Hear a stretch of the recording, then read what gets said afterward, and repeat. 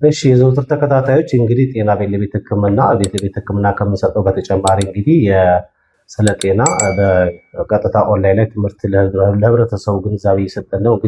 እንግዲህ ብዙ ጊዜ ሰዎች በሽታ ህመም ሲባል እንግዲህ በጣም ብዙ አይነት መስሎ ይታያቸዋል። በሽታዎች እንግዲህ የሚተላለፉ በሽታና የማይተላለፉ በሽታ ተብሎ የሚከፈሉት። የሚተላለፉ በሽታዎች እንግዲህ ባክቴሪያ ሊሆን ይችላል፣ ቫይረስ ሊሆን ይችላል፣ ወይ ጥገኛ ህዋሳት ሊሆን ይችላሉ ወይ ፈንገስ ሊሆን ይችላል። የማይተላለፉ በሽታዎች ደግሞ ካንሰር አለ፣ ስኳር አለ፣ ደም ግፊት አለ። ከዛም በኋላ የኩላሊት አካል የተጎዳ ካለ፣ የልብ ችግር ያለበት፣ እነዚህ እንግዲህ የማይተላለፉ በሽታዎች ናቸው።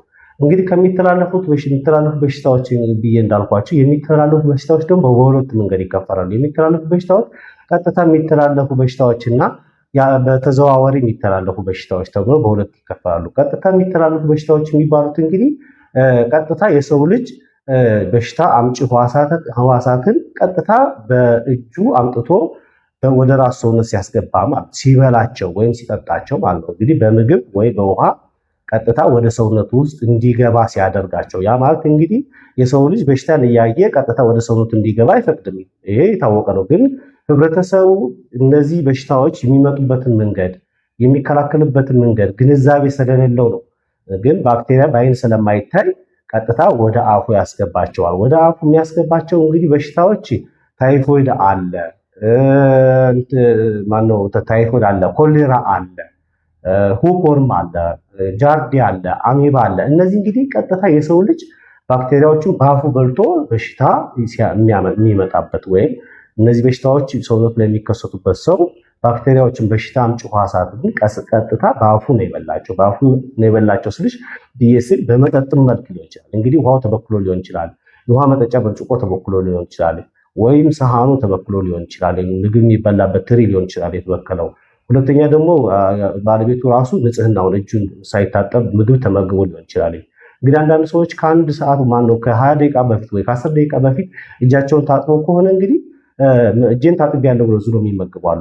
እጁን ከታጠበ በኋላ ወይ ብር ነክቷል ወይ የሆነ ነገር እቃዎችን ነካክቷል።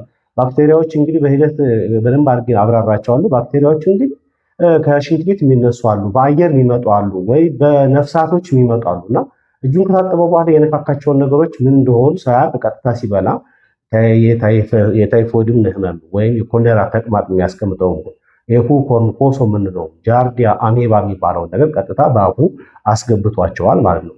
እና ይሄ ነገር እነዚህ የሚነሱት እንግዲህ ከሽንት ቤት ሊሆን ይችላል። ነፍሳቶች እንደ ዝንብ ያሉ ነገሮች አመጧቸው። ሽንት ቤት ገብቶ ሰው ከሽንት ቤት ሲወጣ ብቻ እጁን መታጠቡ ነው የሚያየው። ሁለተኛ ደግሞ በጣም ግንዛቤ እንድትይዙ የሚፈልገው ነገር ሳህን እንደ ዛሬ ወይም ታጥቦ ከሆነ እንደ ነገር ሰዎች ታጥቧል ብሎ ዝሙ ላይ ያቀርቡበት። ያ ሳህን እናንተ ካጠባችሁት በኋላ ዝንብ አርፎበት ነው፣ የተለያየ ነፍሳቶች አርፎበት ሊሆን ይችላል። ያንን ምግብ ከማቀርባችሁ በፊት የታጠበ ሳህን ከሆነ ቀጥታ ከምግብ ከማቀርባችሁ በፊት ድጋሚ መታጠብ አለበት። ሳህኑ ድጋሚ መታጠብ አለበት። ብርጭቆ ራሱ ታጥቦ የተቀመጠ ብርጭቆ ካለ ድጋሚ መታጠብ አለበት። ከዛም ባለፈ እጃችሁን ታጥበናል ብላችሁ ዝም ብላችሁ አትመገቡ። እጃችሁን በሳሙና ታጥባችሁ ምግብ በመመገብ እነዚህን ነገሮች መከላከል ይቻላል። ይሄ እንግዲህ በቀጥታ መንገድ የሚመጣው ነው። በተዘዋዋሪ የሚመጡ ደግሞ የሚተላለፉ በሽታዎች እንግዲህ እንደ ጉንፋን ያሉ፣ እንደ ኮቪድ ያሉ፣ እንደ ፒንዋርም አይነት ሪንግ ዋርሞች አሉ፣ ኮማን ኮልድ አለ፣ ኢንፍሉዌንዛ አለ። እንደነዚህ ያሉ ነገሮቹ ኢንዳይሬክትሊ የሰው ልጅ ሳያውቅ በተዘዋዋሪ ወደ ሰውነታችን ገብተው የሚያሙን አይነት በሽታዎች ናቸው። እንግዲህ ይህንን ሃይላይቱ ነው እያስያዝኳቸው ያሉት። ዲቴል ስለ በባክቴሪያ የሚመጡ በሽታዎች እንግዲህ ባክቴሪያው ዝርያው በጣም ብዙ ስለሆነ የነዛ ባክቴሪያ ዝርያቸው በበዛ መጠን ነው በሽታው ብዙ አይነት ያስመሰለው እንጂ በሽታዎች ቀላል ናቸው። ስንከፋፍላቸው ቀላል ናቸው። ፈንገስም ብዙ አይነት የፈንገስ ዝርያ አለ። ቫይረስም ብዙ አይነት የቫይረስ ዝርያ አለ። ባክቴሪያም ብዙ አይነት የባክቴሪያ ዝርያ አለ። በእያንዳንዳቸው ዝርያ ወይም ይሄ ጥገኛ የምንለው እነ ኮሶ፣ እነ ጃርዲያ፣ እነ አሜባ የመሳሰሉ ነገሮችም በየራሳቸው ብዙ አይነት ስላሉ የበሽታው ሁኔታ አበዙት እንጂ ሲከፋፈሉ እንደዚህ ነው የሚከፋፈሉት። ከዛ ውጭ ደግሞ እንግዲህ እነዚህ አሁን የማይተላለፉ በሽታዎች ብለን የምንላቸው እነ ስኳር ሊሆን ይችላሉ፣ የደም ግፊት ሊሆን ይችላል፣ የኩላሊት ጉዳት ሊሆን ይችላል። ከዛም ባለፈ እንግዲህ ካንሰር ሊሆን ይችላል። ካንሰር ብዙ አይነት አለ። ካንሰር እንግዲህ ከሰው ሰውነት ላይ ድንገት የሚነሳ ነገር ነው። ከዚህ በፊት አስተምሪያቸዋለሁ። እነዚህ ከአመጋገብ ከአኗኗር ጉድለት የሚመጡ ናቸው። የማይተላለፉ ከአኗኗር ጉድለት የሚመጡ ናቸው። ካንሰር ድንገት ቢከሰትም አኗኗሩ ጥሩ የሚሆን መጥፎ ድንገት የመከሰት እድል ስላለው ካንሰርን ዙሮ አይተላለፍም። የማይተላለፉት ውስጥ ነው ያሉት። እና ታይፎይድ እና ታይፈስ የሚባል ነገር አለ። ታይፈስ እና ታይፎይድ ይለያያሉ። ታይፈስ ከቅማል ከቁንጫ ከትኋን ነው የሚመጣው፣ ከበረሮ ነው የሚመጣው። ታይፎይድ ግን የሚመጣው ከተበከለ ምግብ፣ ንጽህናን ባለመጠበቅ፣ እጃችን ባለመታጠብ፣ ሳህኑ ሳናጠብ ወይም ውሃ መጥጫው ሳናጠብ ወይም ውሃው ንጹህ መሆኑን ሳናረጋግጥ ቀጥታ በአፋችን ወደ ሰውነታችን ስናስገባው የሚመጣ በሽታ ነው ታይፎይድ የምንለው። ታይፈስ የሚባለው ግን ቁንጫም ትኋን በረሮ የሚያመጡት ነው ይሄ። እና እነሱ በሚነድፉን ሰዓት ላይ የሚመጣ በሽታ ታይፈስ ይባላል። ታይፈስ እንግዲህ በተለምዶ እንግዲህ ምቹ ኮንዲሽን እስከሚያገኝ ድረስ በቁንጫና ከትኋን ከበረሮ የሚመጣው ታይፈስ ምቹ ኮንዲሽን እስከሚያገኝ ድረስ ከሰውነታችን ውስጥ ዝም ብሎ የመቀመጥ ለረጅም ጊዜ መቀመጥ እድል አለው።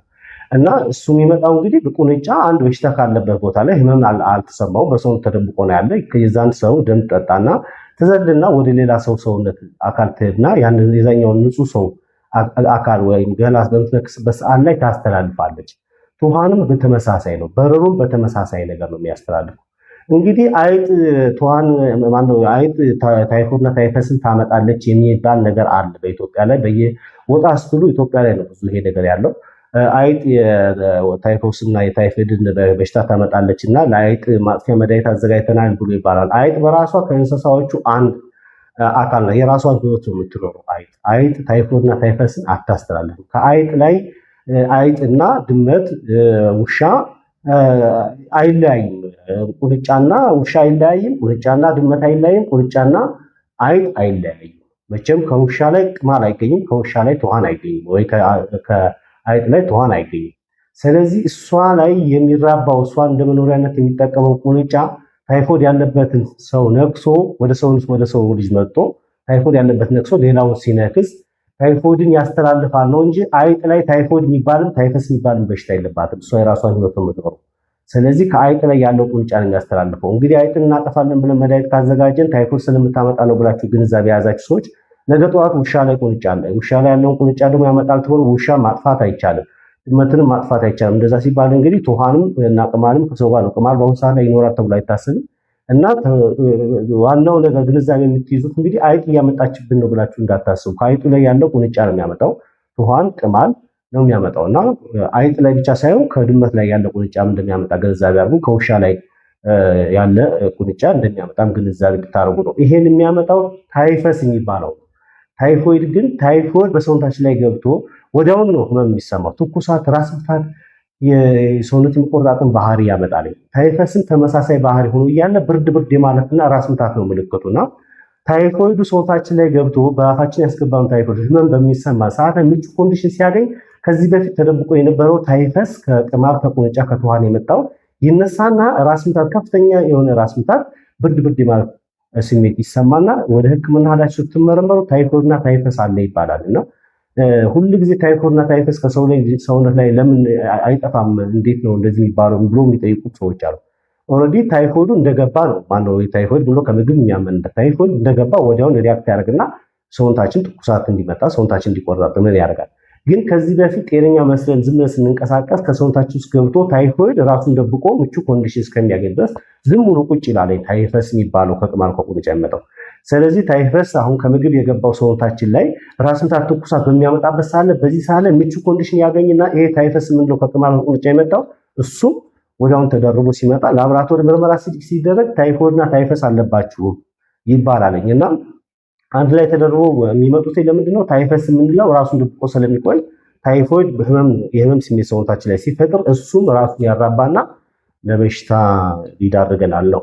አሁን በእነዚህ ዙሪያ ላይ በደንብ አድርጌ አወርቼላችኋለሁ። አሁን በእያንዳንዱ ስለ ታይፈስ ስለ ምንድነው ተቅማጥ በሽታ ስለ አሁን ይሄ ምንድነው ጃርዲያ አሜባ ስለ እያንዳንዶቹ የሚመጡበትን ምክንያት ስለ ባክቴሪያዎችን ሊያስነሳው የሚችሉ ባክቴሪያዎችን በምን መንገድ መከላከል እንዳለብን እንደዚህ ደግሞ መተላለፍ የማይችሉ በሽታዎች ሊመጡ የሚችሉበትን መንገድ እያንዳንዳቸው ከነ ሴል አፈጣጠራቸውና ከነ ባክቴሪያው ባህሪ ከነ ፈንገሱ ባህሪ ከነ ቫይረሱ ባህሪ በደንብ አድርጌ አብራራቸዋለሁ። ዛሬ ያስኩትን ባጭሩ ይሄን ይመስላል። በቀጣይ ግን ተከታተሉኝ። ለዛሬ መጀመሪያ ጊዜ ስለ በሽታ ስለ ኮሚኒኬብል ዲዚዝ ወይም የሚተላለፍ በሽታዎች ብዬ የጀመርኩትን ነው። ከዚህ በኋላ ደግሞ ብዙ አይነት በሽታዎችን ከነ ባክቴሪያው ከነ ቫይረሱ ባህሪ ስለሚቀያየሩ በእያንዳንዱ አይነት በሰፊው ገለጻ አደርጋለሁ። ኮሜንት አድርጉኝ፣ ላይክ ሼር አድርጉ፣ ሰብስክራይብ አድርጉ።